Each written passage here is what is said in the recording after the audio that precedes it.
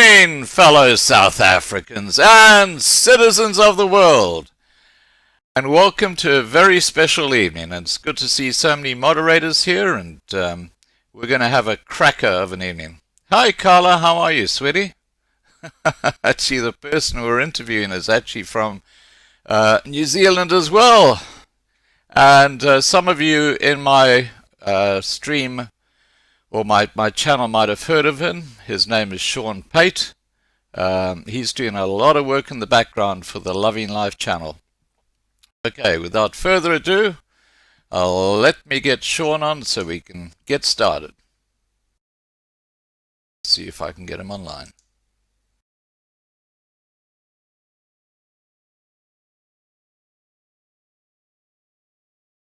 Here we go. Morning, Scott. Hi, Shawn. How are you? Pretty excellent stuff, mate. Excellent, excellent, excellent. Now, look, I've dug into your history a bit after you sent me that information, and I have to tell you that we had very, very similar lives growing up in South Africa. And what I found really interesting was that you said that you felt a bit sort of ostracized by the Afrikaners in the community in Pretoria. And one of my fondest memories, I used to live in Krugersdorp, but I used to go to Pretoria a lot. One of my fondest memories was going to Sunnyside Mall and having a coffee there. And these beautiful Afrikaans women would be walking past, and they were so immaculately dressed. I mean, really, you must remember those times. Oh, yeah. No. That's one of the beautiful things of South Africa. It's by far got the most beautiful woman in the world. Absolutely. And so tell me about you. When you were young and growing up, you say that you lived in a very Afrikaans area. Tell me about that experience. Well, yeah, I mean, we grew up in the middle of Pretoria, in the middle of the Moed. So we were basically the only English family that I know of, and that was a conscious choice of my parents. Right. Mom is French from Mauritius, and my father actually, he sort of had a split family, and him and his brother grew up English, and the other two brothers grew up Afrikaans, very Afrikaans. And so they made a conscious choice to go English instead, and they actually consciously avoided any type of Afrikaans culture. Right. So as a result, my sister and I, grew up not really knowing, not knowing the language and being outcast because of it. Yeah. I have to tell you that I grew up in East Africa and went to school, a boarding school at Michael House. So I had very little contact with Afrikaans people until I actually started working at the bank in Greytown. So I know exactly what you're talking about. Yeah. Now, you went to a mixed-race private school, didn't you? Tell us about that. Well, I mean, I started off in the convent, but from Standard 2 onwards, I was at CBC, Christian Brothers College, Mount Edmund. And, so, I mean, that was right from the beginning. You know, it wasn't an exceptional thing that was phased in over time or anything like that. It's always been open and inclusive, and so I grew up very much insulated from the trouble that was going on, and we didn't really understand what all the buhai was about. You know, it's afterwards you did. I mean, I was in Pretoria a few hours after the Van Aswegens was blown up, and you know, I mean, I was there for that and saw the carnage and the damage, and you know, we weren't completely in a bubble. But in terms of the schooling, I didn't really understand the segregation. Yeah. Now, you started business before 1994, didn't you? Well, I grew up in business. Yeah. Because my parents had my parents did carpeting and flooring, and so, you know, they ran the business from home, and we were pretty much the largest stockist, independent stockist in Pretoria. And so at times we'd have a staff of 30, 40 people, and all of them in the yard busy loading up the trucks and that, getting going in the mornings. Yeah. And these people moving in and out. But I mean, we had our regular core, and the people, I grew up with them. We knew their families, were at their homes. They were part of the family. We were a big family. It's necessary to work that way when you're working from home, because all of your, especially the core staff, are part of your home life. That they're in your home every day. Yeah. And growing up that way just made sense to continue with an entrepreneurial spirit, and the concept of getting a job just never really crossed the radar. So what was the first job you got for yourself, or your first business you started? Well, it was actually an extension of my parents' business, because theirs went down, and we still had a lot of clients that needed to be looked after. Yeah. And a lot of quotes that were in progress, and I just took them over and carried on with that. So that was in flooring, but that pretty quickly transitioned, and we moved over from there into tech. Wasn't yet computer and networking, because networking wasn't yet available as an industry.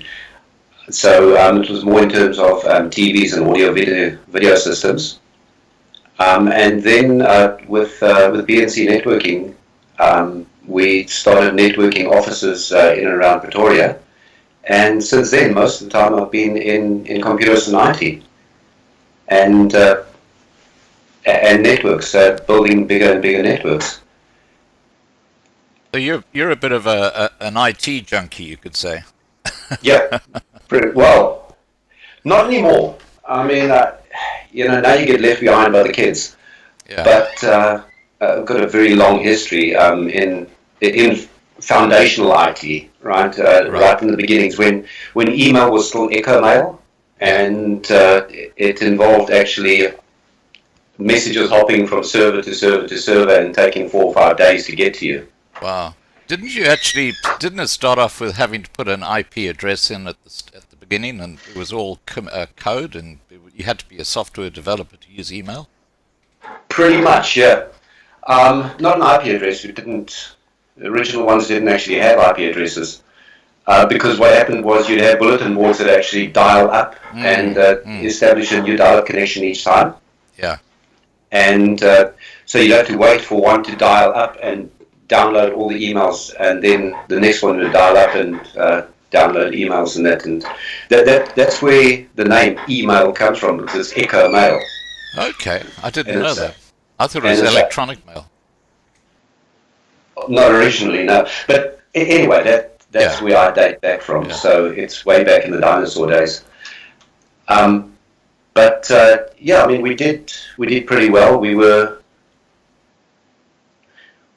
eventually became pretty big in terms of the educational market, and specifically networking the technical colleges. And this is pre-1994, isn't it? Well, and post. Okay. All of the big stuff was post-94, but BE took time to actually implement, and we'll get to BE in a second. Tell me about your fondest memories as a young boy growing up in the pre-1994 era. I mean, you've got those sort of memories, and it's nice to hear what people think about and what they really enjoyed. The times on the farm. My father bought a couple of farms out in De Wagensdrift, and that was absolutely phenomenal. I mean, they were terrible. They were dry. There's the bottom farm. There's nothing growing on it. But we were free. We were completely free. I had an off-road bike. Went and built myself 3 different tracks. Right, one up into the hill and back down again. And, broke that thing to pieces a few times. Yeah. But yeah, I think that's really the important bit, the total freedom. Yeah. It was phenomenal. And I mean, like everything, that didn't last, but it was good. Okay. Now, you mentioned post 1994, BEE was implemented, which is Black Economic Empowerment, and it's basically a racist policy to try and disempower the white population, I guess you could say. Now, how did BEE impact your business? But close it. Tell us what happened. Um, no, it was a conscious choice of mine. I decided to close because I was placed in the position where I have to now either stop tendering, right, which were pretty much impossible because when you're servicing a market like the colleges and educational facilities, Yeah. it's all government. You can't make a living out of a few private institutions. So you're left with a choice of either stop tendering or give away total control of your company and the majority of the profits. Right? And it's an untenable situation. You can't do that. And especially, when it's a business that I've taken years to build up, and most of the work and the contacts and the contracts that we were functioning under was there because of a personal relationship and because of trust that's built up over years. And I couldn't find somebody that was both black and able to contribute enough to validate giving away more than half of the company. So I just figured, you know what, that's it. You guys want it, you keep it. Thank you very much. So they lost your business. Well, then they lost us. Yeah, that's what Because I mean. the next step was to leave the country. Yeah. Now, And yeah, that was another interesting story. But okay, we'll get to that in a second. Now, just so that people from overseas understand this whole BEE thing, because you actually had a business that was impacted by it, explain to us when you actually give away, I think it's 51% of your company to, it has to be a black person. yeah, Immediately I see a huge conflict happening here because obviously if you're going to have to do that, you're going to give it to someone who's really well connected in the black community, like a member of parliament who's in education or something like that, because then you're just going to get all the work. So there's this huge conflict of interest when you're just giving away 51%. Do you agree with my reasoning there? yes, and it's not just a conflict, but you're required to sell your soul, right? Mm. And yeah, so I wasn't prepared to do that. Because essentially what's happening is you have to give away, as I say, more than half of your business to a black person. And it also comes down to the legal qualification, what they consider to be a black person. Yeah. Because now, after I left, that included Chinese, Yeah. right? And Chinese are considered honorary black, right? But my wife is not white, Mm. right? But she's not black enough to qualify. Ah, okay.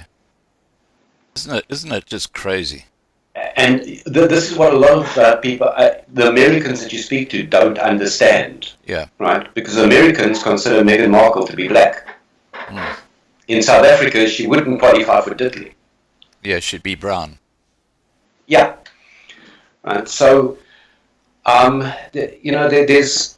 there's a legal definition there, and that's contrary to what the rest of the world understands. And so it's very difficult for them to get their minds around exactly how evil this policy is.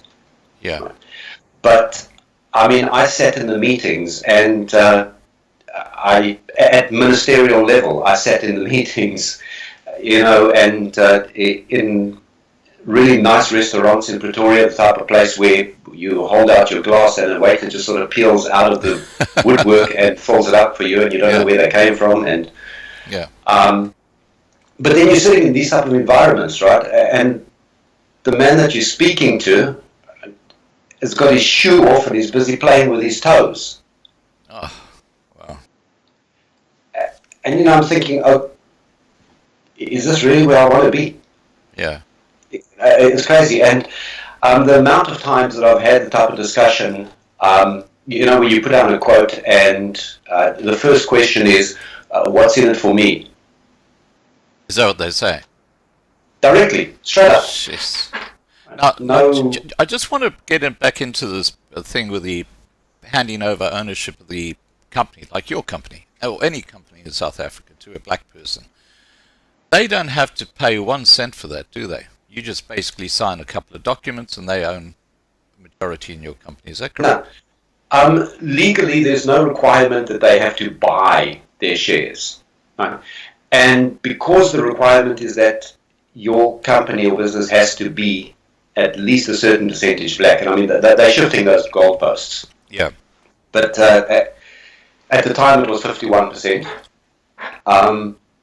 You're left in a position where you have to find somebody, right, and give away your shares, right? Because they're in a position where, first of all, usually they just plead poverty and, sorry, we can't afford to pay anyway, right? But they're in a position where you need them. Yeah. Right? To carry on trading. Yeah, in order to carry on, and especially if you're tendering, right?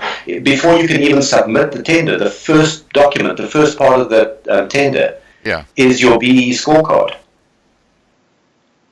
And if you can't get past that, then nobody even looks at the second page. Well, I see they've just bringing out new laws which say that if you cheat your BE rating, you can land up behind bars for 10 years. Yeah.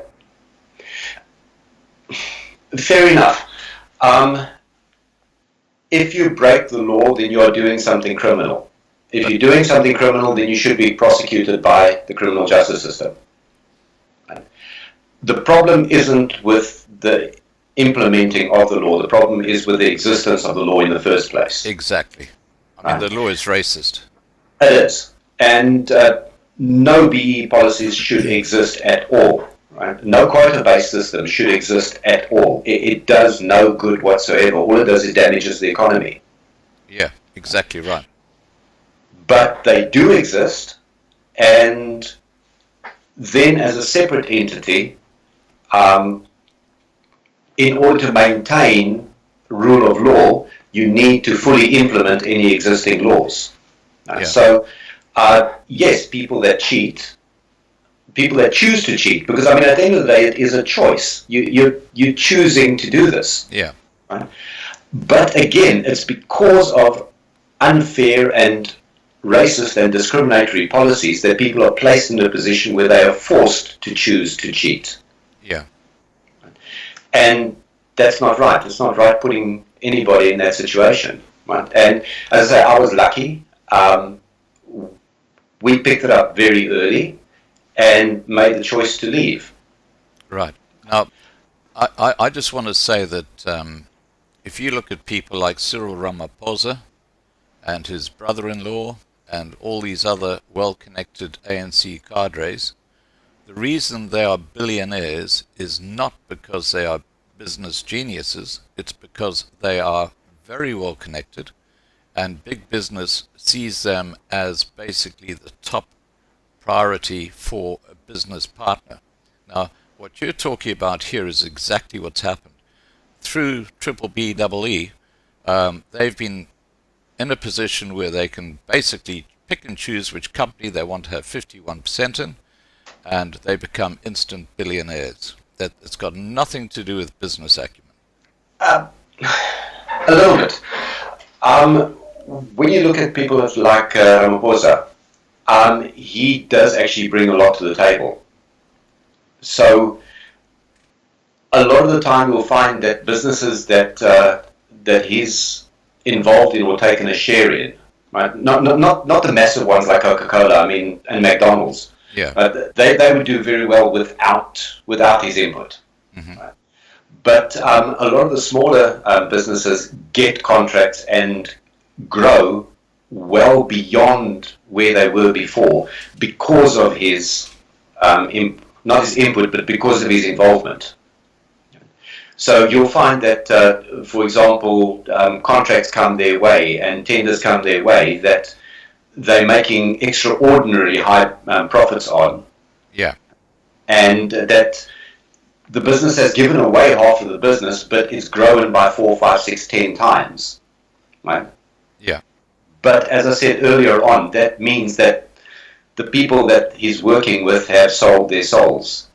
But the only reason it's growing that fast is because it's someone picking up a phone and say, hey, look, I've got 51% of this company. Just make sure you give the tender to them.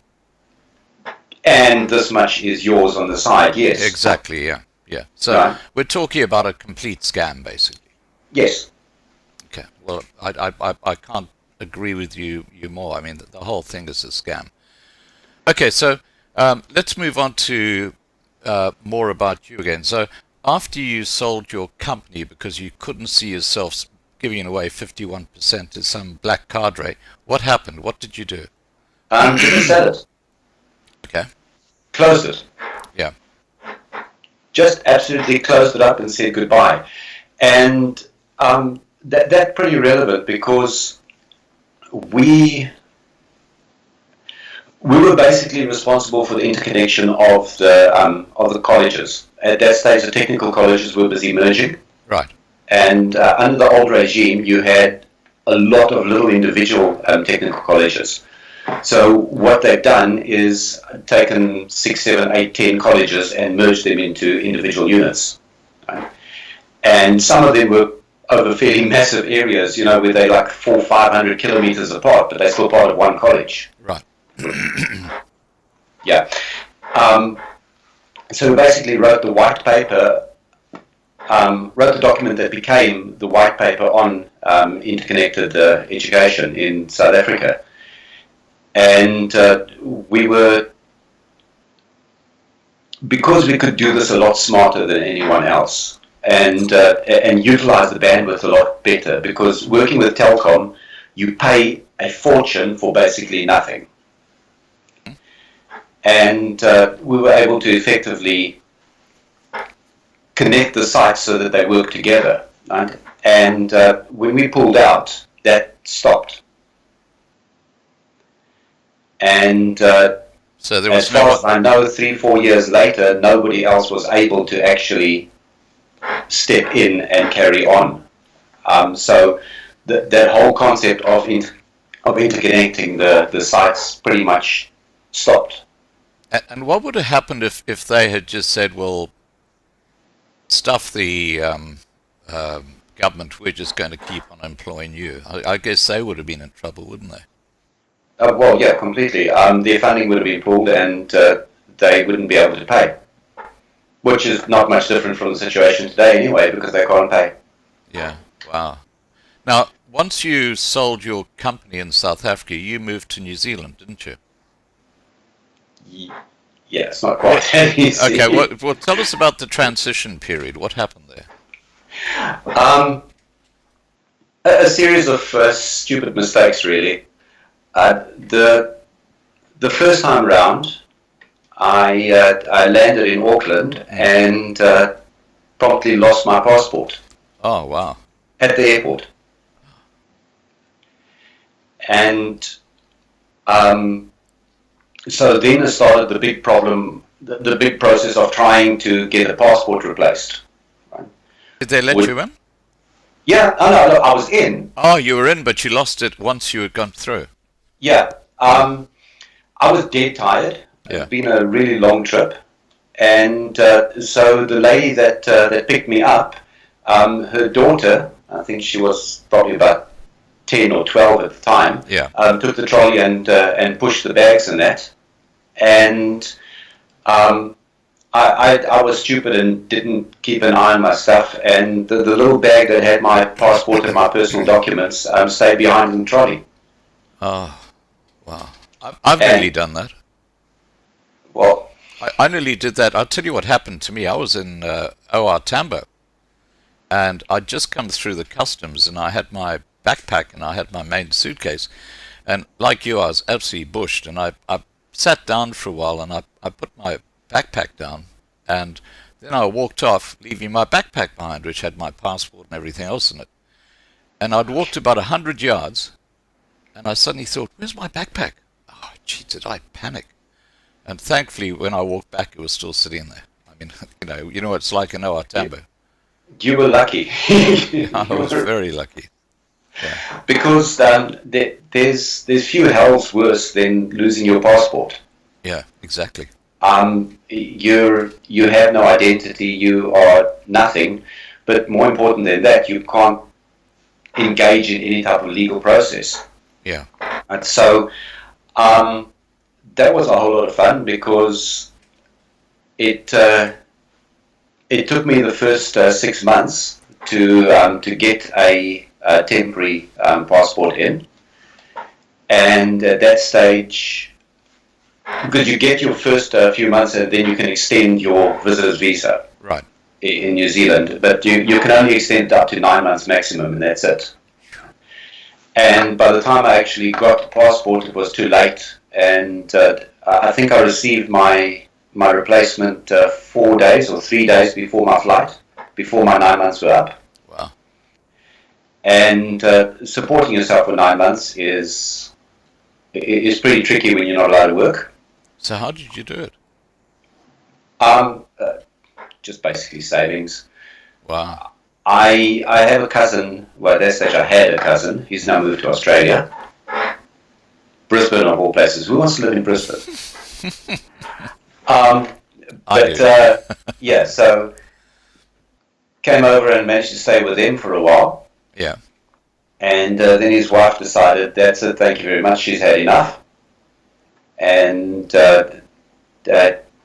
was left to fend for myself out. And that was interesting because, again, when you're not allowed to work, then it's not your fault. Yeah. You're not allowed to work. Yeah. Um, but yeah, anyway, I mean, I slogged it through and eventually came back to South Africa and tried to put together a new business on this side, Yeah. and found it even more difficult than before. This is in South Africa. Yeah, Right. yeah. And then eventually, again, closed up on that side and sort of left everything behind. And at that stage, I was married. Yeah. And Cindy and I left and went via London. And the idea was to first try and get work in London and then move on from there. Because Cindy was allowed to, she had previously been in Europe and she still had a work visa for that side. Right. And yeah, so we landed in London. Things didn't work out quite the way we expected there either, and we ended up for a couple of nights sleeping under a bridge in the snow. Why? What happened? Ran out of money. Oh, wow. Okay. So what did you do then? Um, First of all, we bought a car, Yeah. which is quite incredible. Found a little white hatchback for £52, and which is pretty amazing. It's amongst other things, it's a place to sleep, which is quite brilliant. But also, when you're mobile, you got a lot more power, so that works. Yeah. Attended a bunch of interviews. Went all the way up to Cumbria, and in winter in Cumbria, it's pretty cold. And came back down again. We found a very nice bunch, mostly South Africans, and a few others as well that were renting a house in Walthamstow, and they let us crash in the lounge for a couple of weeks. And in the meantime, scraped and made a plan, and eventually got plane fare and that sorted to move on and come down to New Zealand. And Now, did you have a visa to come to New Zealand at the time? no, I didn't. And so I was coming on a holiday. It's a 3-month holiday visa. Right. And that ended up causing a real big hassle because when I landed in Hong Kong, I got pulled over because I had a little can opener in my wallet. No? And apparently this was a South African carrying a weapon. And when you travel on a South African passport, you get treated as a criminal wherever you go. Wow. So I got pulled over and held up in Hong Kong for 24 hours and missed my ongoing flight. And then they refused to let me board because I didn't have any ongoing flight from New Zealand onwards. And on a holiday visa, you need to be moving on. Yeah. So, and that was tricky as well because Cindy was on a different flight because she had prepaid tickets, and so we were flying separately. So, I mean, she landed in New Zealand and I'm not there. And she managed to organize someone to buy me a onward ticket to Australia. And yeah, that's a good Samaritan that bailed us out, which is, again, quite phenomenal. And that's one thing that I've learned through all this, all the travels, is that when you're really in need, God provides. Yeah. Now, you mentioned you went to Australia instead of New Zealand. How did you get from Australia to New Zealand, back to Cindy? No. The onward ticket was to Australia. Oh, I see. So it was just a dodge to get you into NZ. Yeah. Okay. Because they wouldn't allow me to board in Hong Kong. Yeah. After pulling me off the flight, right, because I'm carrying a weapon, which I don't know if you know them. It's these little can opener things that they used to give you in the army. Yeah. Yeah, I know what you're talking about. Yeah. Just about that big and little tooth that sort of comes out. Right. I mean, you've got a better chance of hurting somebody with a pen than with that thing. But yeah. You can't argue with customs, unfortunately. Yeah. Especially in a place like Hong Kong, you've got no chance, no. Yeah. So you landed up in New Zealand. Yeah. And you didn't have a visa, but you managed to stay there. How did you do that? I mean, this is something everybody wants to know. The customs process is terrible. At the end of the day, they're a business. They're a money-making business. Yeah. Right. So it's in their interest to string you along as far as possible and to make as much money out of you as they possibly can. This is in New Zealand. Yeah, but it's pretty much the same in Australia or virtually anywhere else.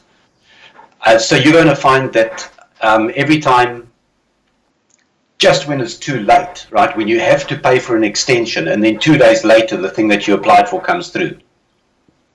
Right. Or, you know, that they push you to the extent to get another fee and another fee. So the immigration process bleeds you dry. And that's pretty much what it did to us. In New Zealand, and again, it's pretty much the same anywhere you go in Australia, America, wherever, you're not allowed to work, but you're allowed to own a business. Okay. And there's a subtle distinction, but it's there. So you've got to start a business and then you're okay. Yeah. Now, New Zealand is about the easiest place in the world to start a business.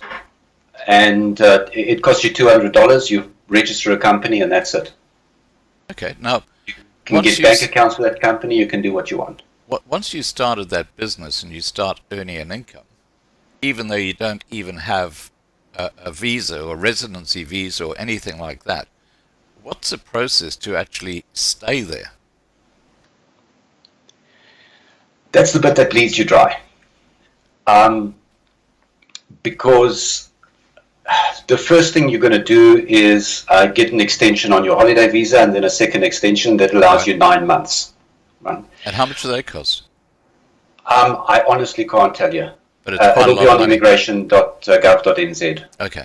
It's years lost that we did this, and they change. But you can extend up to 9 months, and then you have to leave. Right. So in our case, we went to Australia for I think we stayed in Sydney for 3 months, right, which was interesting. Opened up a couple of businesses in Sydney. Seductive Chocolate was one, and they did pretty all right. We were selling chocolates online, Okay. and did a whole bunch of chocolate recipes and drinking chocolates and this type of thing. Cool. It tasted good. Yeah. It worked well. And then when you come back to New Zealand again, then that 9 month process starts again. So they allow you, I think, a maximum of 18 months every 36 months, but a maximum of 9 months per stay. So what you're saying in effect is that if you take a calendar year and you've arrived in New Zealand without a visa or without a residency visa, you can set up a business and you can work on that business for 9 months, even though you have to take extensions with the customs to actually do that. But Yeah. after 9 months, you then got to leave the country for 3 months. You went to Australia for 3 months, but after 3 months, you could then go back to New Zealand again and go through the same process. No, it's not a 3 month stipulation.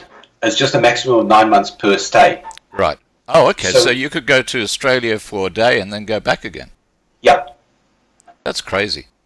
But then after that, your 18 months is finished, and then for the next year and a half, you can't come back into New Zealand. Okay. But generally, that's enough time to actually go through the visa process.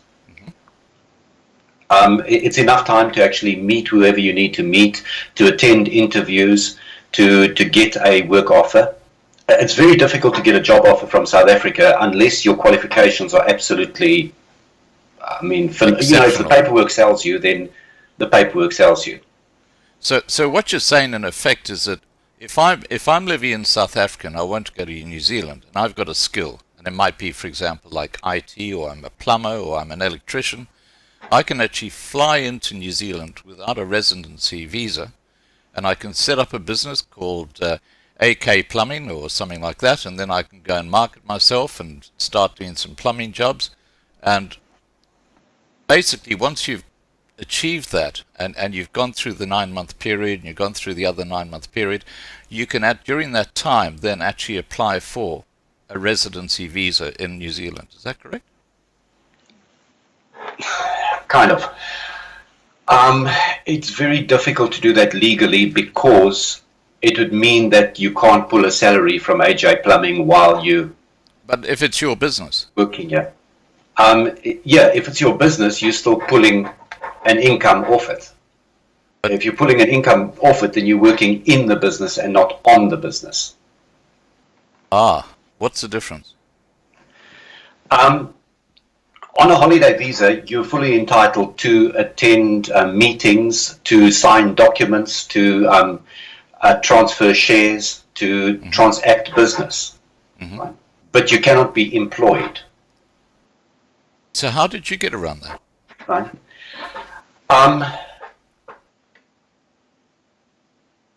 Two ways.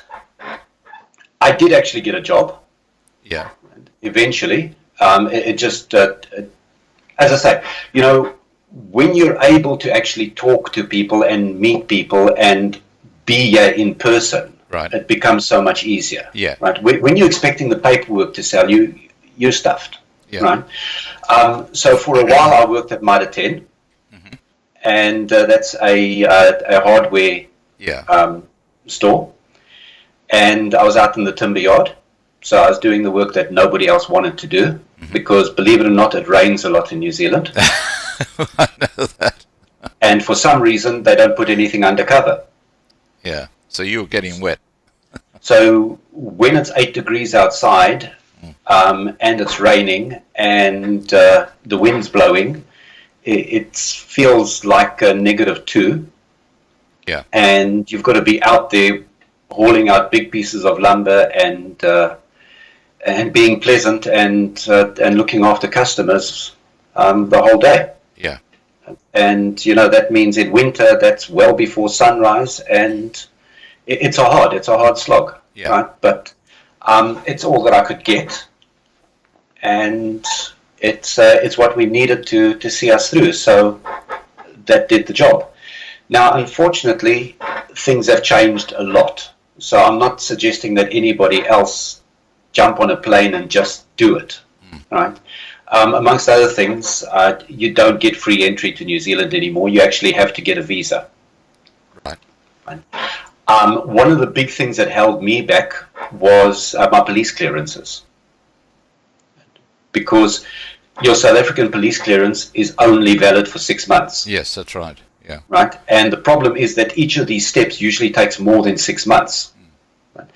And New Zealand is not like places like Chile that just accept the fact that you've been in their country for the last year and a half and you haven't committed any crimes in South Africa. They actually want a new police clearance each time. And getting that out of South Africa when you're in New Zealand is extremely difficult, and it stalls the process, and it really makes it almost impossible. I've seen a lot of people give up and go back. Just because of a police clearance? Because of police clearance, yeah. Wow. Now, I was lucky. My cousin's husband was fairly high up in the army. And at that stage, he was still in the army. Right. So he eventually, twice, went in full dress uniform into police headquarters in Pretoria and started throwing his weight around. And that would have got things moving. yeah, you'd think. Both times it took a couple of weeks to actually get one single document verified. Wow. But had he not been there and had he not been able to do that for me, I think we probably would have ended up having to go home as well, because you just, unlike other documents where there's a stipulated time frame in which time they have to deliver the document, police clearance doesn't work that way.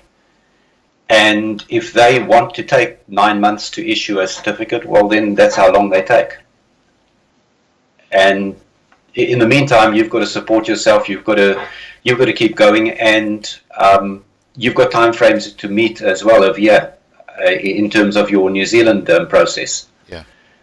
So yeah, the one thing that really trips you up is that police clearance. Okay. Now, I guess what you're saying in effect is that it's really useful if you've got family or friends in New Zealand if you're considering looking at this way of getting out the country. It's vital. Because of costs. It's vital. You need to know somebody. Yeah. And the costs are massive. Right? You're basically restarting your life. So unless you're really, really rich, yeah. You start again. The process takes you down to zero. And it's really a big commitment. It's really difficult, and I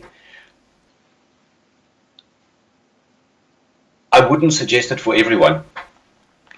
The other thing is that I really respect and I really appreciate people that have chosen to stay in South Africa, because that also is a big commitment and it's a big choice to make.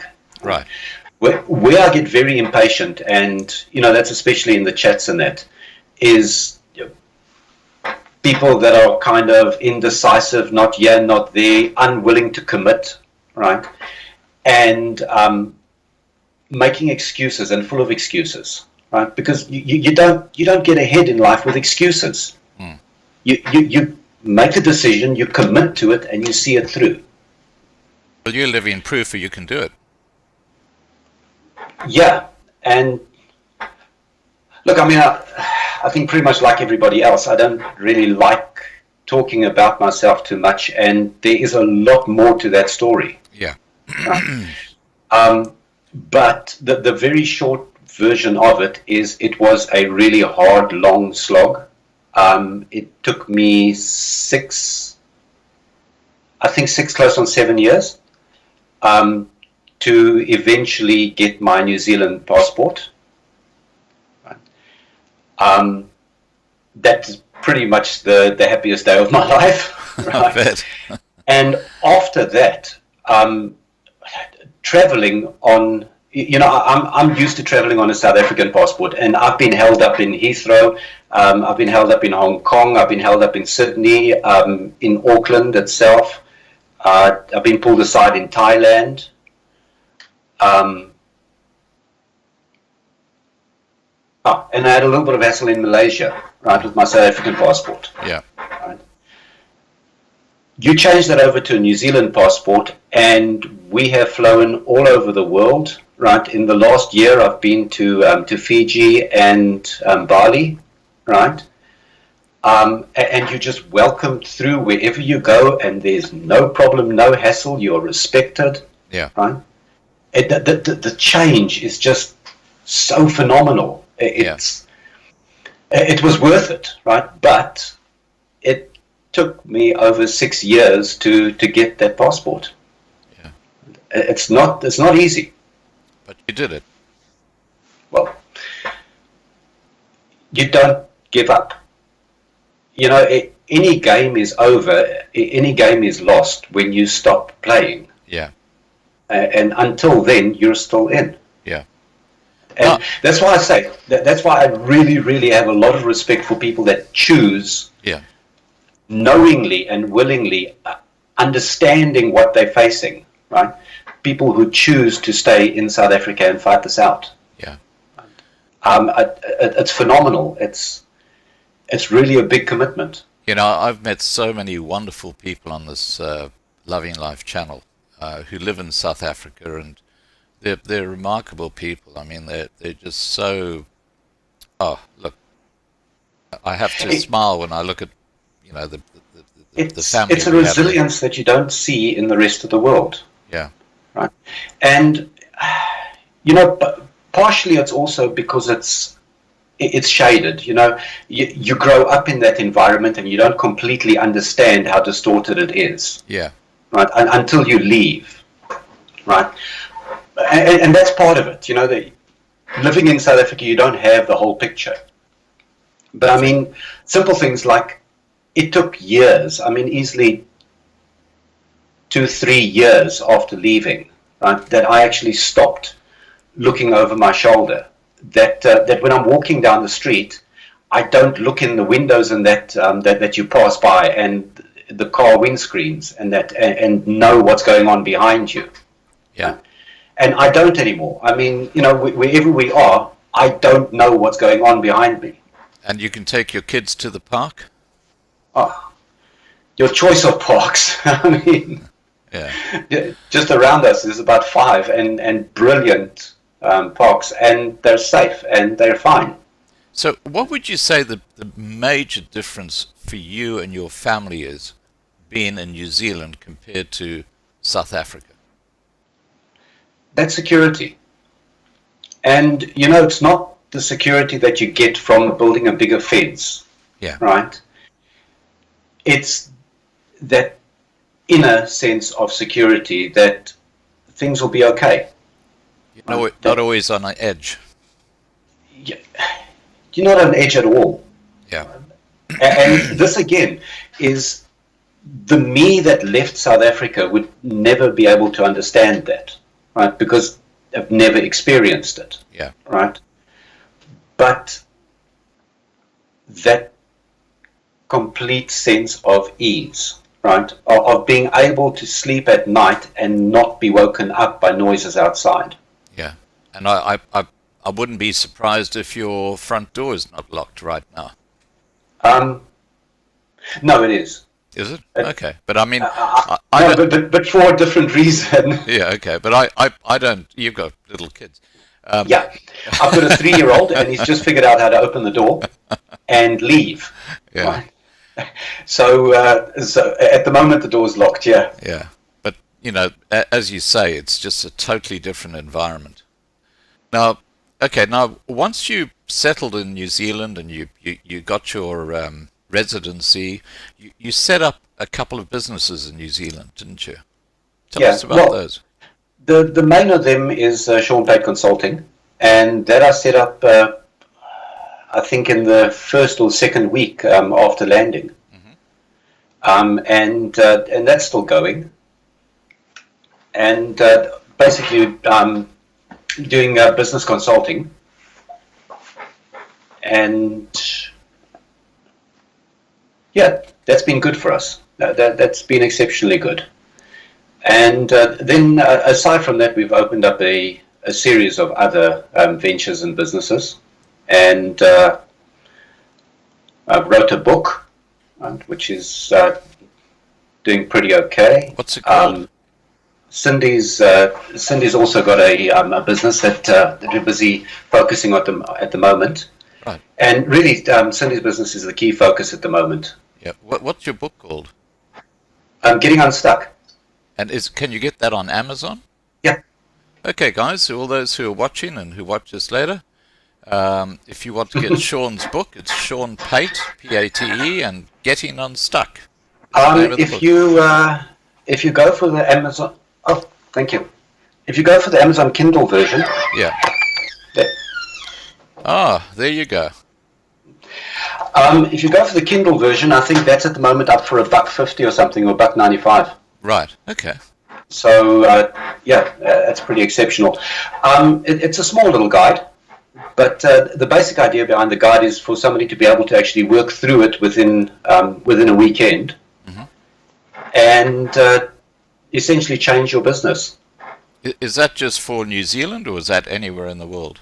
Now, it was written for the American market, Right. but most of the focus is online. So, Okay. and this is where I really see a massive shortfall in South Africa, because there is a big opportunity, and especially for anybody with a bit of savvy, with a bit of Yeah. brains, right, to work and to earn substantial income from overseas. Right. So then there's no quotas, there's no BEE, there's none of that bulldust, right? You can work, you can establish and develop businesses online, Hmm. right? Make your money in usually US dollars, right? Yeah. And convert whatever you need back into rands, and live reasonably well. Right? And I'm seeing a few people in South Africa actually embracing the internet and online community, but generally not. Now, let me ask you a question. If I got some inquiries following this live stream from people saying, "Hey, can I be put in touch with Shawn because I'd like to do something online and I need a bit of advice," would you be willing to help people? Yeah, absolutely. Easiest is just email me directly. Okay. That's Shawn@ShawnPate.com. Sure. Okay, I'll just Yeah, type so it's SHAWN at ShawnPate.com. yep. So if you want to set up an online business in South Africa, there's a fellow who can help you. Now, talking about online businesses, with Loving Life, you found Loving Life on YouTube, and you just sort of thought, this is the sort of channel I'd like to be part of, didn't you? How did that happen? Well, pretty much that. I can't remember what's the first video I saw, but I've been working through virtually all of them. Yeah. And I really like your presentation. Right? Oh, thank you know, it's candid, it's honest, and it's up to date. Right? So it's the news that you don't get out of the mainstream. Mm. Right? There is nothing scripted, there's nothing pre-programmed. It's just literally what's important and what's happening now. Yeah. Right? Well, I guess And I'm in the lucky position where I live in Australia, which means that I'm not going to have them knocking on my door if I say the things that I'm saying in South Africa. two things. One, you're in Australia, so you excluded from that media ban that South Africa's under, Hmm. right? Which nobody talks about, but it is very real. Right? You insult the wrong person, you say the wrong thing, and as you say, they come knocking on your door. Yeah, Right?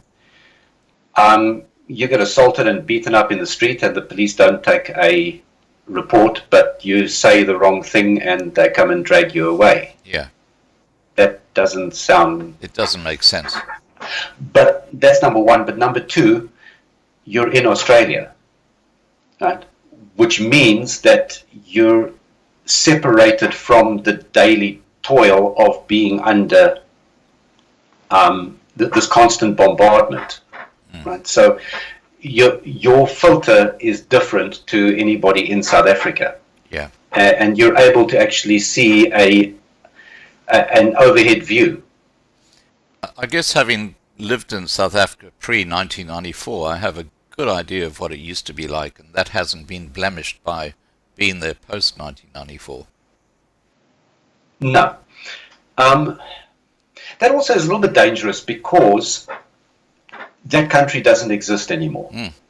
Right? And it's not just South Africa. I mean, we were in Singapore, I think about 6 years ago, right? Before they did that whole big development and changed the whole city centre. Right. And then you go back a few years later, and everything that we knew and everywhere that we went and every experience that we had, right, is now changed. Right? It doesn't exist anymore. The Singapore that was there a decade ago doesn't exist. Yeah. And it's pretty much the same with South Africa. It doesn't really matter where you go. The mountains are still there, but every facility that you knew. We had a wonderful place at Hartbeespoort Dam that you went for these nice big pancakes, right? Right. I don't think it exists anymore. It's what we remember is just a memory. Yeah. Right? But having that 1,000-foot view, right, being able to see an overview and actually discern what's important and what isn't, when you're living under that daily barrage of information, and what happens is that's human nature. People just put up the natural filters and they filter out virtually everything.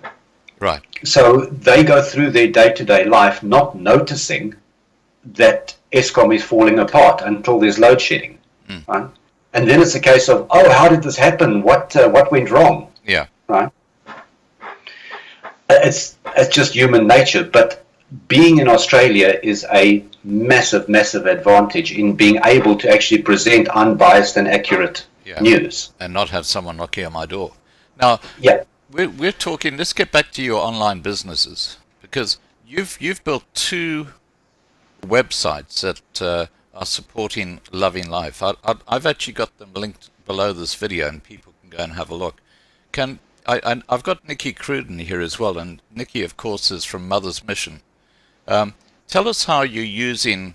I think that's on the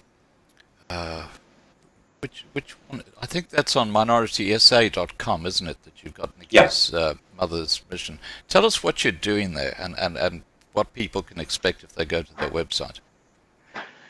Well, when I started getting involved and watching your videos, right. The one overriding thought was really, okay, so what can we do from the other side of the world? Right? And you can get directly involved and send money for projects and this type of thing, but it always gets messy, right? And the one thing that we can do on a consistent basis to help is information. Right. It's sharing and getting the word out, and the best way that I found that I could do that was through an internet presence, and I also wanted to ensure that we were including all minorities, because everybody is under the same pressure and everybody is under the same gun. And, it's not a white racial thing, right? So that's where the name Minority SA came in. Right. And the idea behind Minority SA initially was, first of all, to give a repository for your videos, right? Because at that stage, YouTube was busy doing Strikes. Yeah, they were busy with the strikes and that, and busy looking at banning the main channel. And Yeah. so it was a little bit of a priority to actually get a backup of the material. Right? Are all those videos backed up on Minority SA? Not anymore. That shifted over to Real News. Okay, but they're all backed up there. Yeah. Fantastic. The videos themselves are not on the site that I've got on a remote backup, right? But I've got audio available on the site. But then Minority SA, the idea was to actually give a platform where your various minority groups can actually communicate safely and securely. Right. Because your big problem is that, and people aren't really aware of this, but virtually nothing that they're saying online is actually private. Yeah. And it will all be used against you at some point. Just things like WhatsApp and stuff like that. WhatsApp is Facebook. Instagram is Facebook. Facebook obviously is Facebook. Virtually everything else is under Google. Right? And Facebook and Google are directly linked through the NSA to the South African services. So what you're saying is that this Anyani Dlodlo, this woman who's tied up with George Soros, I didn't know if you knew that, but she is the Minister of State Security. Security, yeah. Yeah. She can basically go and say, okay, through the system we want to check X, and they can check X. Essentially, yeah. It's a little bit more complex than that. There's a legal process involved. There's subpoenas and that need to be gained, but they can do it. Yeah, they can pull anything you need. And on a service like WhatsApp, everything is run through a centralized servers and runs through the NSA boxes before it gets to the servers. Right. Now, what about Telegram? Different matter. It's totally a different protocol. It's all completely open sourced, and you're running essentially when you run a secure communication, right, then you're running a point-to-point encrypted channel between the sender and receiver. Yeah. Okay. Right, and that is much more secure. I see though the Telegram service under Loving Life and Mother's Mission as well is pretty much ignored. People just aren't using it. Yeah, they're using the WhatsApp one. Yeah, and that again is just habit. People are used to just flicking off a WhatsApp, right? So now this new thing that's apparently supposed to be better doesn't get used. Right. Because it's only a priority after they come and knock on your door. Yeah. Now, and they haven't started with that yet. But the big thing is the yet, because the thing about information and evidence gathering is it's an incremental process and it takes time, right? So you can gather evidence on somebody for years, but not need to use it. But at the time when you need to use it, at the time when the clampdown happens because they in panic mode because they feel that their time is up, right? That's the time when they'll pull the information and use whatever they have. Yeah, it's Big Brother. Completely, yeah. And without going into the whole conspiracy theories and putting tinfoil on your heads and whatever else, just looking at the facts, right? And the facts that the facilities are there to use. If the facilities are there to use, then there is no government in the world that's not going to use it. Yeah. Right. So when you're looking at public facilities like WhatsApp, people need to be very cautious of what it is that they're putting in there, right? And that was the idea behind establishing Minority SA, because it's mostly a forum. Yeah. And the front end is news. The front end is the most recent videos. But the basic crux was to give a secure facility where people could freely talk and put up documents and share information. Yeah. Now, can we just talk about that for a second? Because that forum side is something that hasn't really taken off on Minority SA, but it's something that, as you say, is very, very important. Now, Yeah. you know, we've got a lot of people. We've got about 150 people watching right now. Is there somebody out there who would like to basically produce an article every week or something like that that we could put on this forum, like a blog, and then have people talk about the article? That might be the way to actually stimulate something like that. Well, the problem with the forum is that there is no real life to a forum until it reaches a critical mass. Yes. But it doesn't reach the critical mass until there's life in the forum. Right? And when people log on and there's nothing going on, then they log off and they never come back. Yeah, exactly. Right? So and thus far, nobody's really logged on because nobody knows about it. Yeah. Right? And it's pretty much stayed that way because it's closed.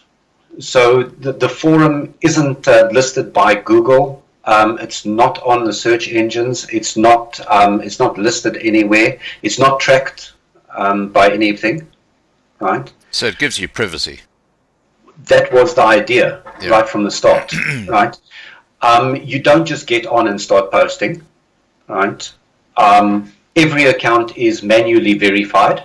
At the moment, it's verified by me, but it's going to get a little bit too busy, so we'll appoint some moderators later on. Right. But every account is manually verified. That means somebody goes in and actually checks that you are a real person, that you are who you say you are. If needs be, somebody will actually give you a phone call and have a quick chat, right? And so what that means is that for everybody that is in the forum, they've all went through that same process. And they've all went through that same vetting process before they're allowed to post on the forum. And so at the moment, membership is closed, right? So the only way to actually get onto the forum is to email me directly and just ask. Right? We had a little incident recently where somebody went and created an account and then immediately started private messaging everybody on the forum. Okay. Right? And that was for a scam, trying to extract money out of people. Right? And obviously the account was immediately closed up. But then what I did after that was I didn't have time to further research how to close up that hole. Right? So I just closed up new membership. Okay. But that will sort out sometime soon, and we can reopen it again, because at the moment anybody that creates an account and verifies the email address can directly message other members within the community.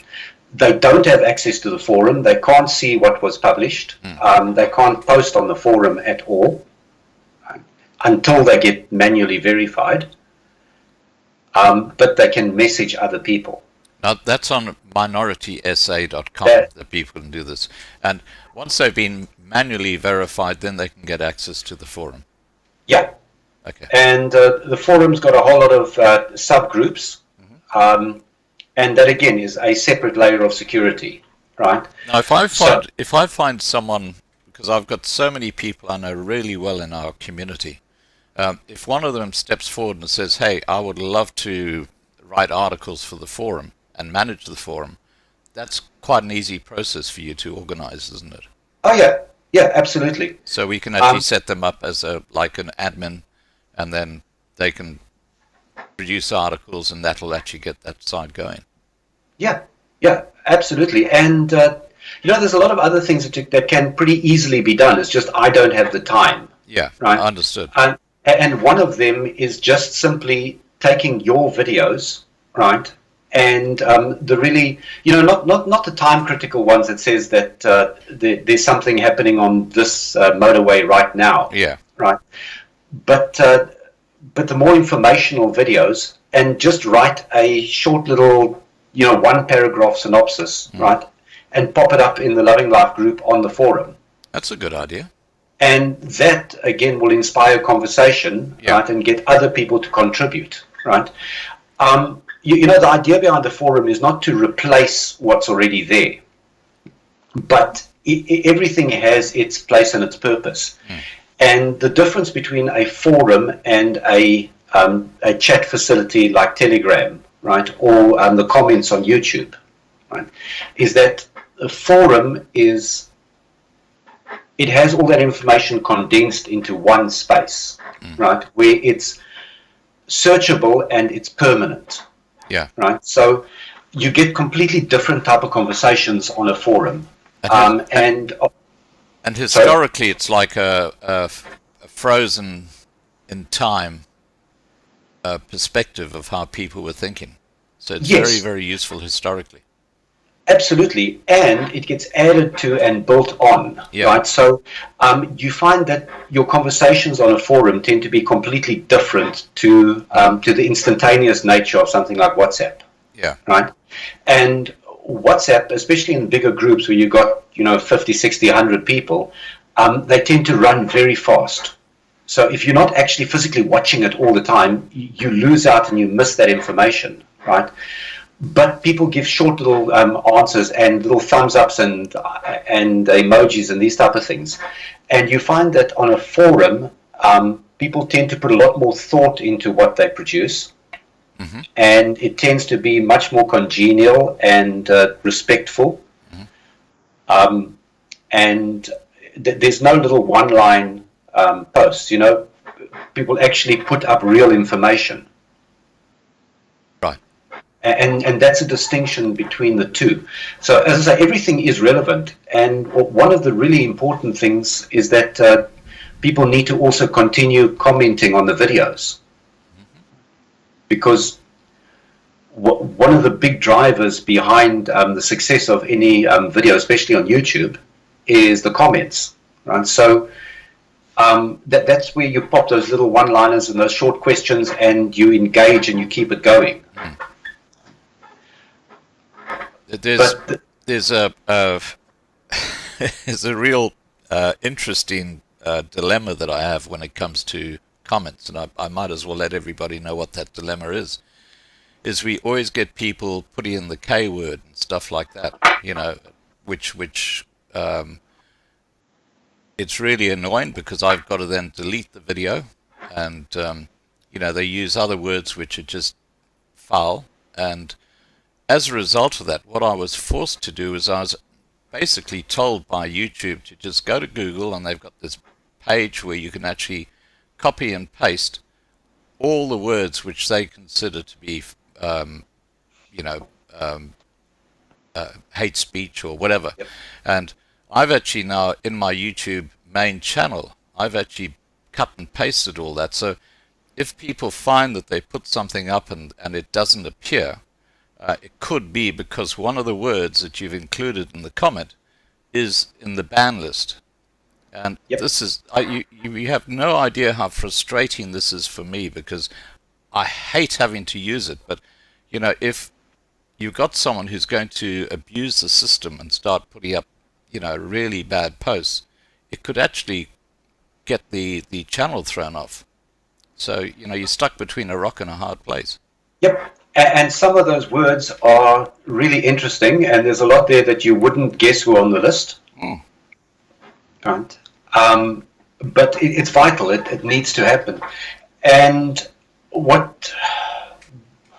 again, this is this goes into the realms of conspiracy, but it's fact. There are people out there that are professional and paid to try and shut down channels. To take down channels, yes. Right. And they will specifically do this, right? And it's not by accident. Sometimes it is. Sometimes you just get an arsehole and there's nothing you can do about them. Yeah. But a lot of the time, these trolls are paid, and their attack is directional. It's directed specifically at particular channels, right? And it's about taking down that dissenting voice. Yeah. So that's just the game that we're playing. You know that if you're putting up this material, you're going to be under attack. Exactly. Now, let's get back to minoritysa.com and tell us what you've done for Mother's Mission, because I think any of the projects that we're working on can obviously do something similar. Do you want to just talk about that? Yeah. Well, I mean, there's a few, but Mother's Mission is one of, and I mean, I've been working pretty closely with Nikki for a while, and that again, Mother's Mission has got its own separate group within the forum. Right? So as I said, there's a second layer of security, right? So your basic account gets you access to the generic forum, right? But then within the forum, there's a Loving Life group, there's a Mother's Mission group, right? And those have got separate moderators. So once you're in the forum, you'd ask Nikki to join the Loving Life group, the Mother's Mission group. Right. And I mean, that's just a button that you press on the group in the forum. But that then gets verified by her, and you get added in. And I'm just trying to remember offhand. So like within her group, there's discussion areas regarding the existing projects, the new project sites. And you know, there's a lot of confidential information there that relates to the farms that they're looking at buying at the moment, properties that they're looking at developing, different ways of securing themselves. And this is this is what that venue is designed for, to be able to have those discussions. Right. Okay. And is Nikki a moderator in that forum? Yeah. Okay. Fantastic. Okay, so Nikki, we need to get someone to write articles in that area. Yeah, because I mean, for Nikki's stuff, they have a wealth of information. Absolutely. Right, and there is so much good stuff that really needs to be preserved. Right, and I don't mean just political subjects and that, but down to food preservation, building materials, building methods, survival techniques, these type of things, right? Natural medicine, how to heal yourself in it. She's got a huge experience massive. In that. No, not just Nikki, but between Nikki and her group, right? They've got such a wealth of knowledge, right? It's phenomenal. And they've also contributed a bit. I've put aside a section on the forum for. I'm just trying to think what it's called, but basically books and reading material, right? Right. So that also is to act as a bit of a library. There's a bit of a legal issue over there, because you can't really put something up that you don't have the legal rights to. Yeah. But a lot of these, and a lot of the really good material is older, and the copyrights have already expired. Right. And so those you can just freely put up, and there's no problem. Yeah. Now, just with Mother's Mission, there's a form that people can complete if they want to actually, go on one of the projects or go to one of the cultural enclaves. Yeah. How do they find that from the main website page? You don't.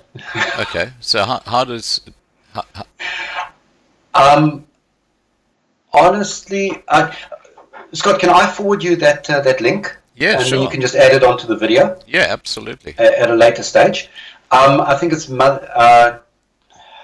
minority SA / and then it's Mother's -mission application form or something to that extent. Yeah. Well, Nikki, you would know where it is. Why don't you cut and paste Yeah, that into please. the side chat so people know where to actually fill in the form? Just paste it in. Yeah. It's actually a Google form, and it's a multi-part form. So that's where people do get tripped up a little bit. Mm-hmm. A lot of people just fill in the first page and then close the page, Right. and then it never gets submitted, and Nikki never sees it. So they've got to fill in the whole lot. Yeah. So first page, next page, next page, next page. I think there's 7 pages in total. Right. But I mean, they're short little pages. There's only a few questions per page, but you've got to go next, next, next, right through to the end, and then actually say submit. Right.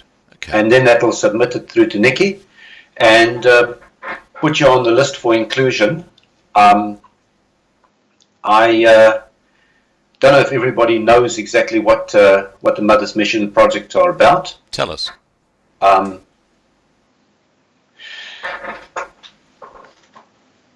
Basic idea is to set up a selection of white cultural enclaves, right? And Nick is taking it from an approach of treating them as educational facilities, right? And picking out properties that are specifically suitable for wildlife refuge.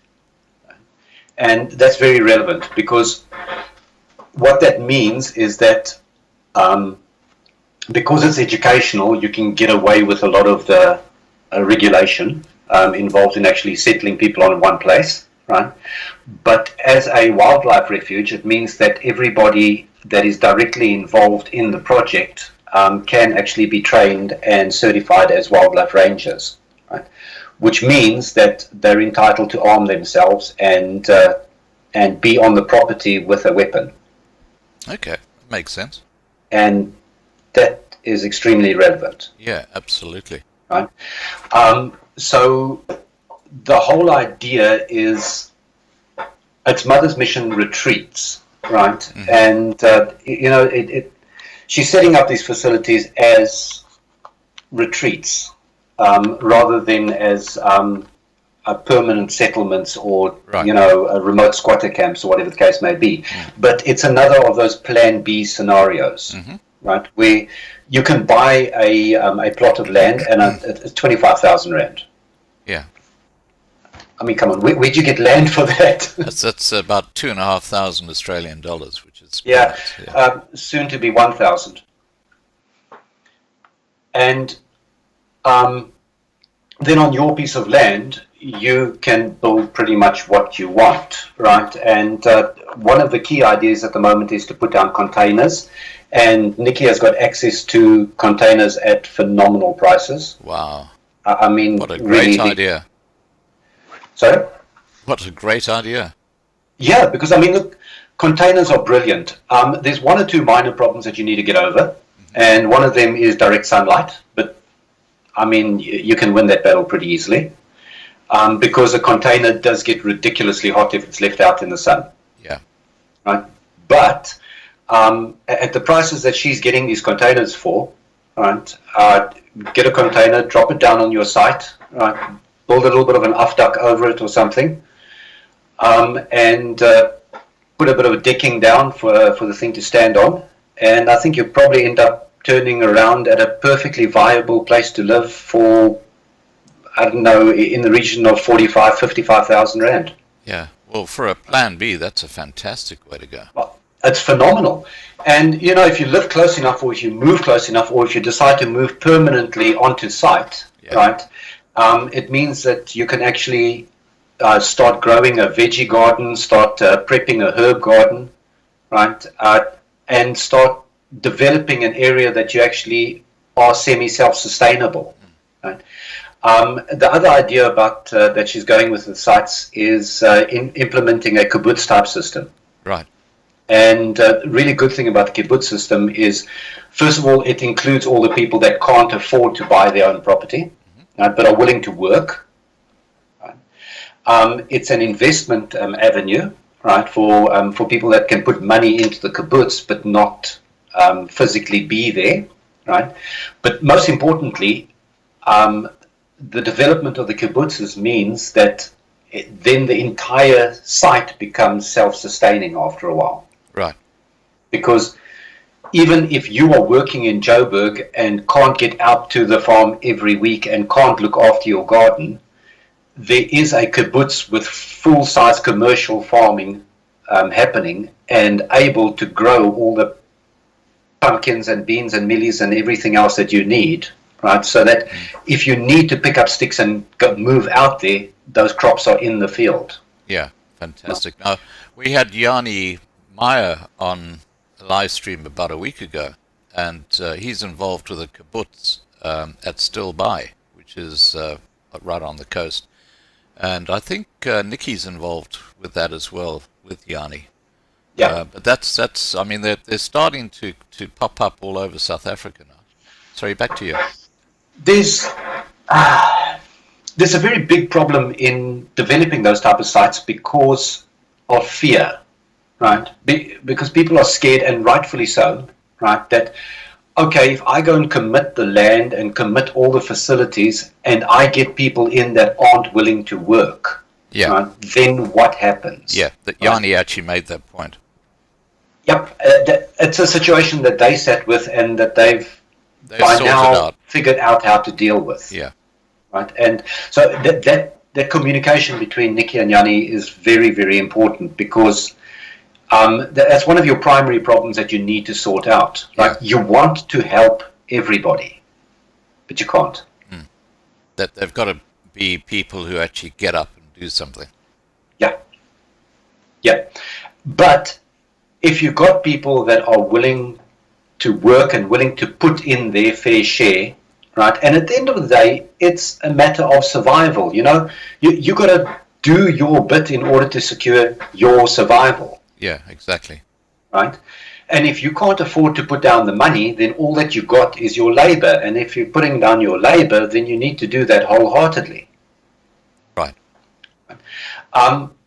But that's one of the problems that they will sort out, right? And Yeah. when they do, right, it's a phenomenal model. It's a phenomenal concept, right? Because it bridges all of those problems that people come up with when they're looking at their plan B.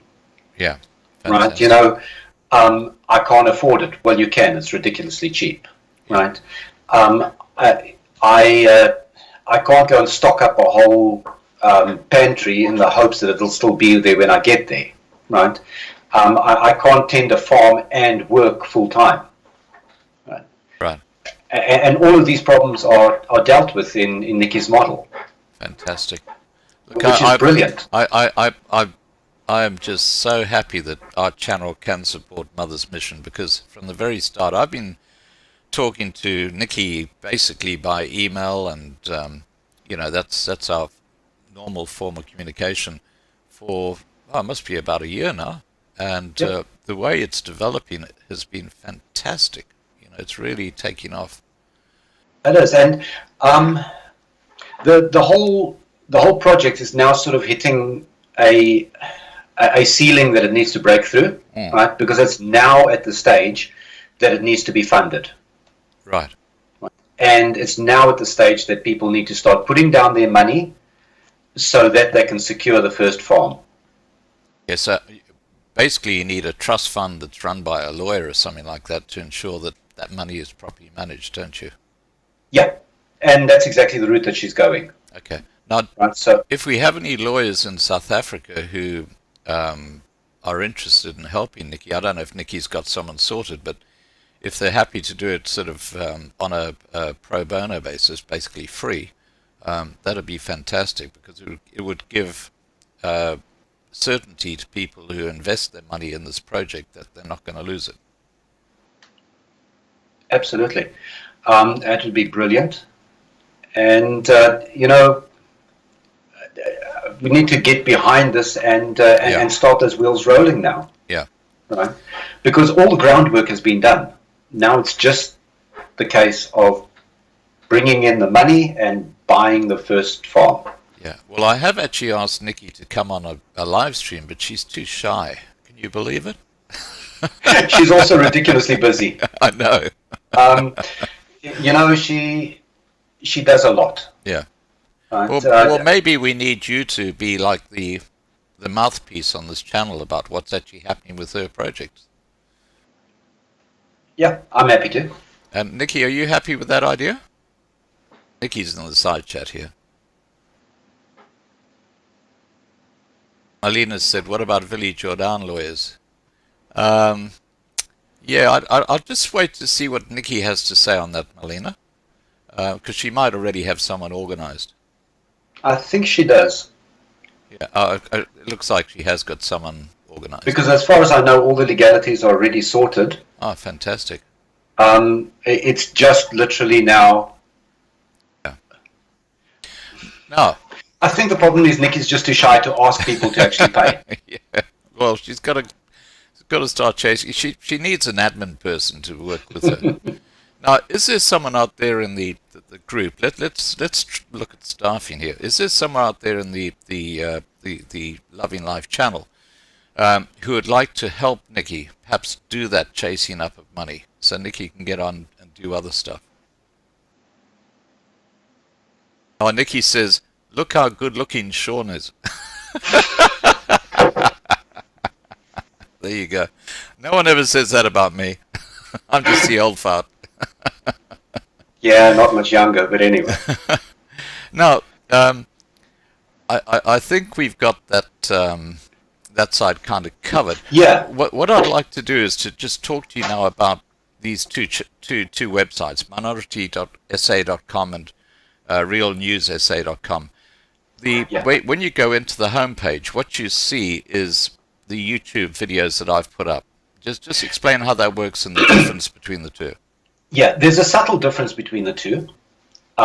Minority SA, the front end is literally just there as a service to members, right? Because, or else you just have a blank forum with nothing to see until you log in. So Minority SA is a real-time portrayal of the video channels. So as soon as a new video comes up, is available on YouTube, it's available immediately on Minority's front page. So to me, that's extremely convenient, because if I want to see if anything new has been posted, I just open Minority and there it is. Pretty much instant. And it's a lot easier than searching YouTube. It's a lot easier than jumping between 3 different channels, right? Right. And everything is there. All the newest, most recent everything is there. You can go down to the bottom and say next, next, next, next, next, and go through 100 pages. That's not a problem. Right? But everything is immediately available. So if there's any new news that comes up, right, you just open Minority SA and bang, there's the new video right there. Yeah, so you don't have to go looking for videos. No, there's no looking for anything, right? All the latest stuff is right there available for you, and which, as I say, it's just a matter of convenience. Yeah, it saves you the time searching, and the other really nice thing is that then it's not on your Google and your YouTube history. Right. Right. So they can't actually check to see what you're looking at. Well, you don't need to be logged in, right? And if you are logged in, it's separate from your login. Yeah, right. Because it then pulls it reverse in. So in terms of the channel, it's exactly the same, right? It's the same watch time, it's the same number of views, it's the same interaction, right? Yeah. That's Minority SA. Real News, on the other hand, actually is an aggregator, right? So Real News actually pulls down content from the video and puts it up as a post on the Real News site, right? So it's actually storing a duplicate of the video on the channel. It's not actually pulling it from YouTube. Not automatically. I haven't figured out how to do that yet. Right. Right. I haven't figured out how to do that to a remote backup. Right. Right. Because the videos are pretty big, so they're going to fill up my hosting account pretty quickly. Right. So what happens is when it automatically pulls down the video, that video that's on the posts that don't have images, is just a link to the YouTube video. Right.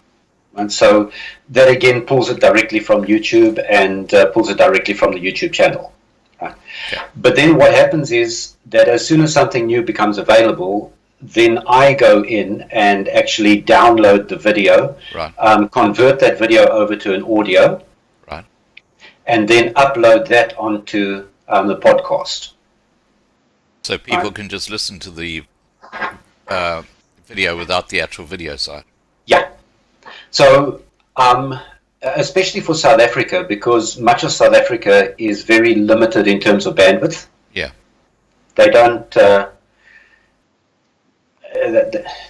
the luxury of proper internet like the rest of us, right?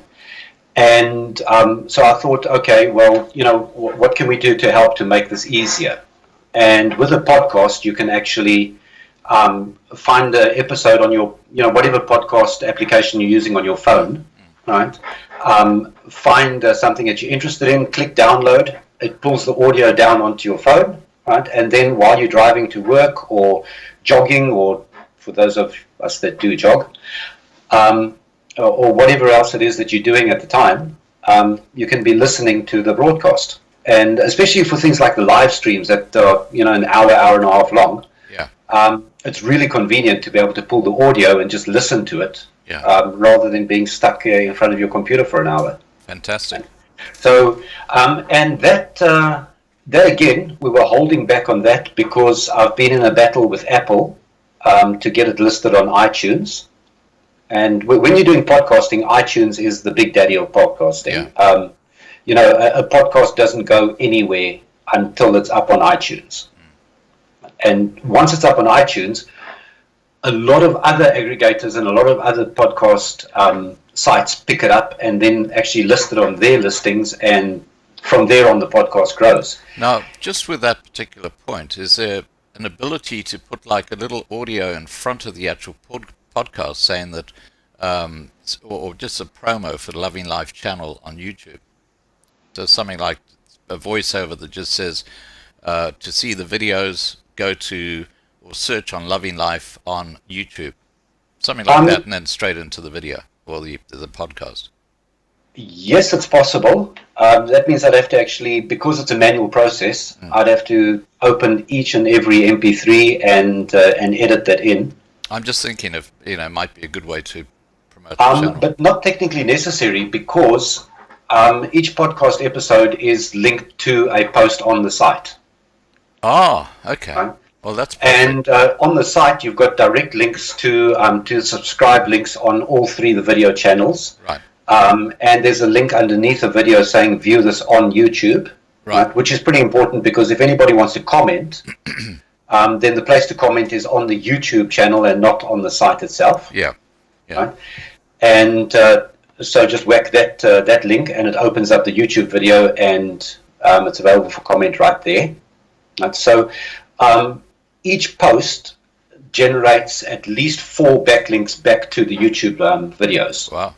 Which again increases the YouTube videos' prominence in terms of SEO. Yeah.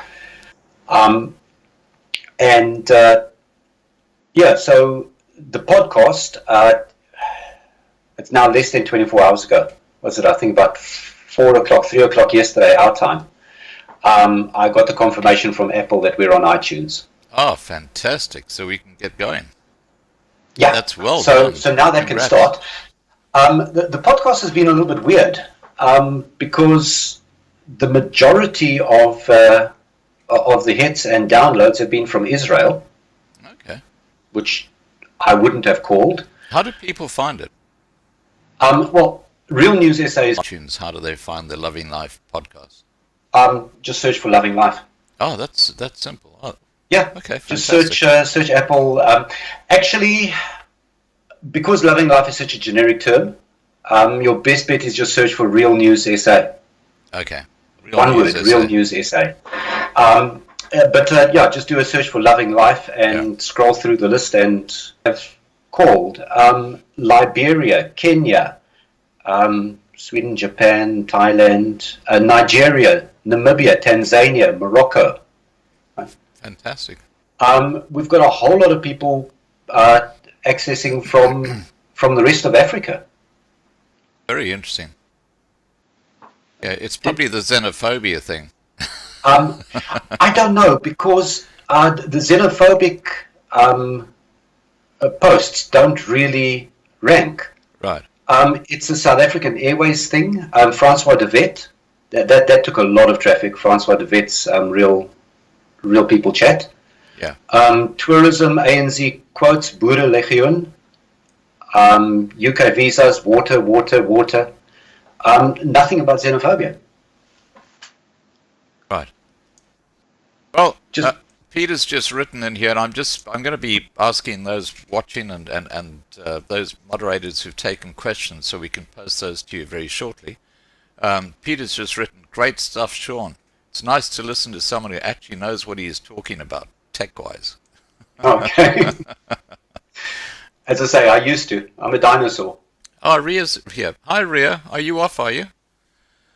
Look, I just want to, while I'm just addressing the people watching, I just want to say we have an absolutely remarkable team at Loving Life. And yes, we do work very closely together. And there's some amazing stuff going on. As you've heard tonight, what Shawn is doing is just absolutely amazing. And I'm so excited by the potential of what we're developing here. Sorry, back to you, Shawn. It's going to be big. Yeah. It's going to be big. So I just wanted to... Oh, yeah. We're still busy talking about the Real News site. Right. So, yeah, it's up on Apple, right, which was over a month of fighting and reapplying, and it's again mostly because of the content. Yeah. And they've got creative ways of refusing you without saying that we don't agree with what you're saying. But the truth of it is that if you were doing a podcast on Justin Bieber gossip, you would be up in 3 days. Yeah, you certainly would. Right. But she's up, she's listed. Real News is fully searchable. So every post that goes up also goes up on Facebook and Twitter. And it's starting to get quite a bit of traction on Twitter. Right. Which there's hardly ever a post that goes up that gets less than 30 or 40 instant views. Wow. Now, right, which is pretty good because there's one follower. One follower, and that must be you. No, I don't even. Pretty crazy. The Facebook page though has got quite a few. Interesting thing though is that there's now 2 or 3 white guys that have found it, right? Because that's just organic growth, right? Yeah. This today is the first public announcement of these sites, and I think the first 48 or 49 followers on the Facebook page were all black. Oh. Every single one, 100%. Right? And as is now, virtually all of the engagement, with the odd little exception, is all black. Right? And that rocked me. I didn't expect that, not for a second. Yeah. And that kind of makes you think that it's not a racial issue. Everybody is nervous, everybody is worried, and everybody wants to know more. Well, so they should, because the way the ANC government are running the country is just a joke. Yeah, but it's a few individuals. And as for the rest, aside from the risk of having their farms and their properties taken away from them, they're pretty much in the same boat as the rest of our people. Yeah. And that rocked me. I've learned. since starting this whole process and starting these sites, I have learned so much. Right? And again, it's not opinion. It's what we've learned from the data. And numbers don't lie. People do. Yeah, exactly. Now, Marlena, have we got some questions that people would like to pose to Shawn? Okay, now, Marlena's written here, won't land grabs affect the remote area, and are there any risk of losing the investment of building your little house if they do the expropriation without compensation trick? Alrighty, nice one, Marlena. Really asked me to stick my neck out there because, first of all, I'm not in South Africa. Secondly, I'm not an expert, right? But yes, it's a very real threat. Absolutely, right? What people don't appreciate is the elements of scale, right? There's a process involved in a land grab or in expropriation of physical real estate, right? And it's a long and convoluted process, and in order to do it legally, and the ANC is doing everything legally within the law, right? The fact that they're changing the constitution and they're changing the laws to suit their will is irrelevant to this conversation. What they're doing is within the law, right? So it's a process that they're only really going to follow if it's worthwhile. So if, for example, it's a bunch of farms that have got a lot of coal underneath and the Chinese want the coal, right, they will expropriate that land.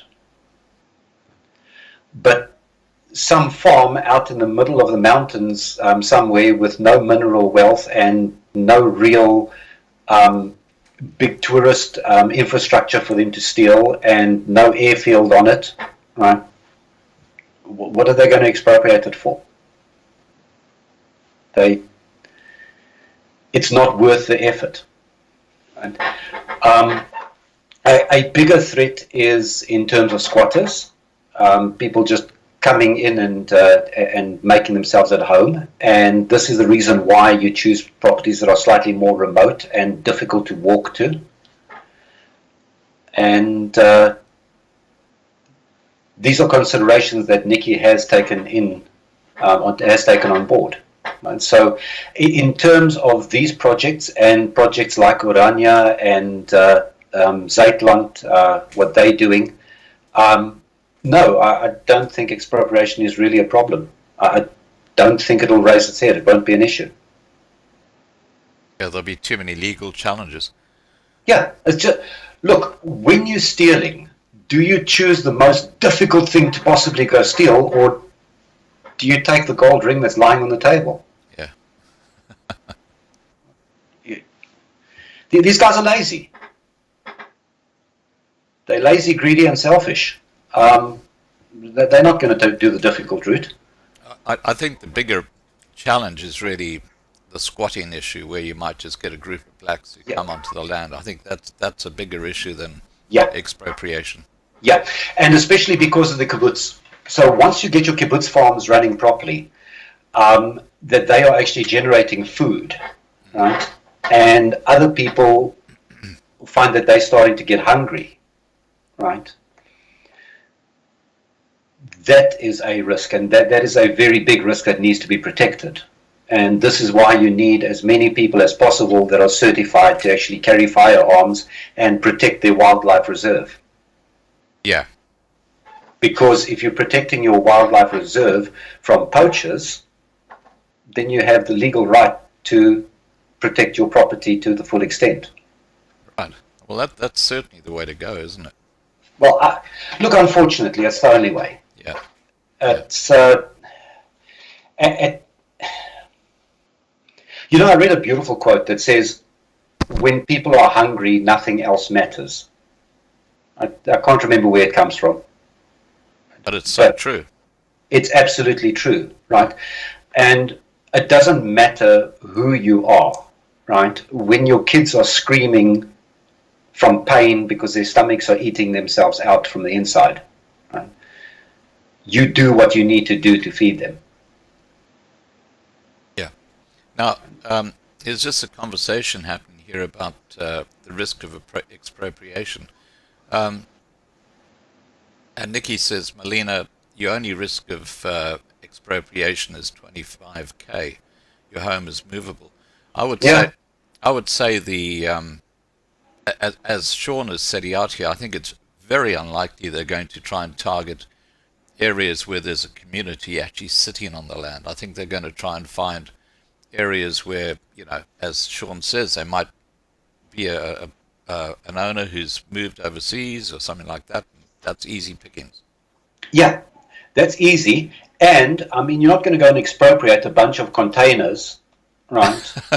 With people living on them, right? Yeah. It's why when you can expropriate entire game reserves, right? With 60, 70 chalets, right? That's making 100, 150 million a year. Yeah. That's what you go after, right?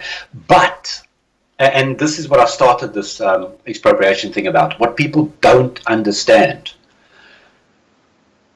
In every law that's been created thus far, right, the terminology is not real estate, right? It's property. It's expropriation of property. Yeah, so it can be anything. Property is not necessarily real estate. Property is, and these are the easy things that are easy to take, that are easy to steal, right? Shares, bonds, patents, that's a big one, right? Any other intellectual property. Pension funds. Pension funds, right? Again, paper, Bank right? accounts. It's a paper transaction. You steal it, right? That's what's going to be expropriated because they know that their time is up. They know that they've got to take as much as they can, right, before they get kicked out. They don't have time to go chasing after individual farms and houses. That they're going to set the masses on to try and create panic, but it's the paper stuff that they're going to be taking. Yeah. And while everybody's distracted with, oh, they're going to expropriate my farm, right? It's a rarity. It's only the best of the best that's going to be taken. Look, again, I started as always saying I'm not an expert, right? Yeah. I could be wrong, but It just makes common sense. it does. So in terms of expropriating the projects, I don't really see it as that much of a threat. It's the type of threat that you do protect yourself against, and there's ways in which to do it. And the one thing is to actually have the land under communal ownership.